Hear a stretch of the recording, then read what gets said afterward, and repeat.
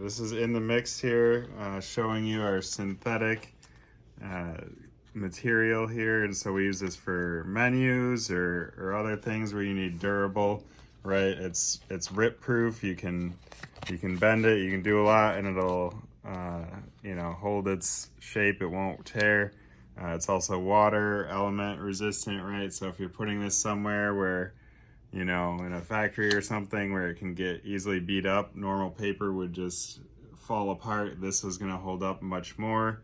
If you look, this is your logo here, right?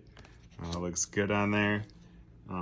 If we do this, we would need to adjust the art, right, to have a hole here for a hang tag. So we'd either need to make this longer or compress the art somehow, but one way or another, you don't want the hole going through your letters. Otherwise, this is what our synthetic material is like and what it would be like once it's printed.